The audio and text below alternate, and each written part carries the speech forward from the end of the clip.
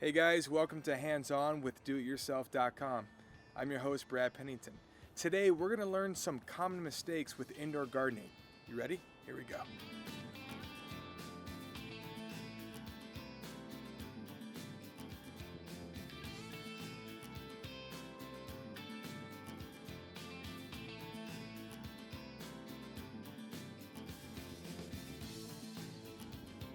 Hey guys, I'm here with my good friend Katie Moss from Katie Moss Landscape and Design. She's going to help me with my interior gardening. Katie, what is the first step in planting or bringing plants indoors? All right, so let's talk about a couple of issues that are important to pay attention to. One is that you want to make sure that you have a plant that's meant for indoors. This is a Ficus Benjamina. It's a fantastic specimen to bring indoors. It does well with partial light. So you don't want to put it in too dark of a corner. No plant is going to thrive in a dark corner. And you also want to be very careful not to overwater it. Okay. So that's our very first step. Get the right plant material. Get the right plant. Yeah. Step number 2, you want a plastic tray to put inside your pot, right? Okay. So we're going to set that in there, and if you can put our plant in here, that'd be great. That's perfect and height. this is perfect height. That's exactly right. So we trimmed down our saucer that was going inside, so that we could have the container that the tree is in at just about level with the mouth of the pot here. Our next step is to use our chicken wire and wire cutters that we got at the Home Depot. Right. We cut a 2x2 piece of chicken wire, and Brad helped me cut it into a circle, right about the same size as the mouth of our pot. Then we cut a line and an opening here.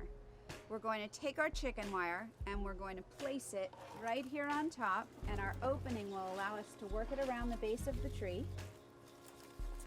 and bring it around. Okay. Right? So it's comfortable, it's not going to choke out our tree at all, and we're just going to tuck it in, the edges, inside the pot. That's right.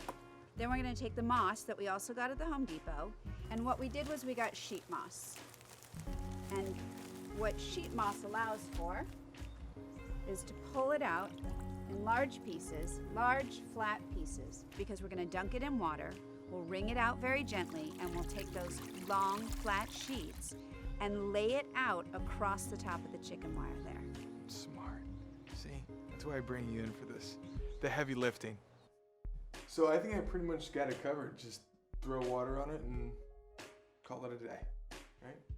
Yes, but the one thing I want you to be sure of is to not overcare for your plant. There's something called overcaring for your plants? Exactly. A lot of people will see the leaves turning yellow and think that it's from lack of water. It's usually a sign of overwatering and lack of fresh air. So you want to give it a chance to breathe, take it outside, and you can neglect it for a week or two. Let it dry out. Let it just settle into its natural environment. Plants are not meant to be indoors. A lot of them can thrive indoors, but they do want a nice visit to their natural habitat from time So to time. the reason maybe that my plants are dying is I'm overcaring. A lot of people overcare. Okay. It's one of the great reasons that people kill plants. Wow. So you definitely need light. All of these plants are coming in from their natural habitat, right? They want to be outdoors. That's where they've been grown.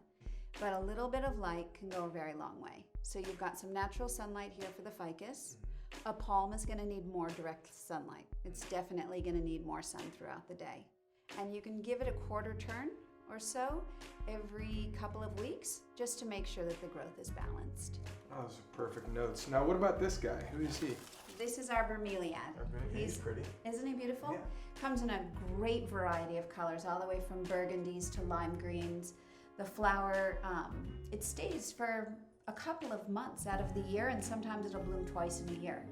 It's an evergreen, so it's just a nice green plant that you can have on a tabletop, whether it's a dining table or your desk or just a living room table even. And you water him the same way? No. No? What I do is, I used to have one on my desk when I worked in an office, and I would use ice cubes and just tuck them in here and let them melt and let the water drizzle down into the soil. That's smart. Yeah, and it thrived like magic. Are there any other indoor plants that you would recommend to anybody who's watching this going, I want to put something inside? An Arisa palm is a great option. A-R-E-C-A, Arisa palm. Arisa palm. Yeah. And then the bromeliads are a fantastic option. We like our bromeliads, right? And then you've got orchids that you can use. For flowers, they bloom for about 6 to 8 weeks. And the best thing that you can do is keep things in their container, put a little saucer down underneath, and then put it in the pot. I love it.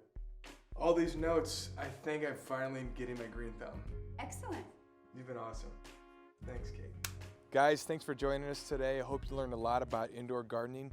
Thank you to Katie from Katie Moss Landscape and Design. A big shout out to the Home Depot for providing all these awesome plants for us.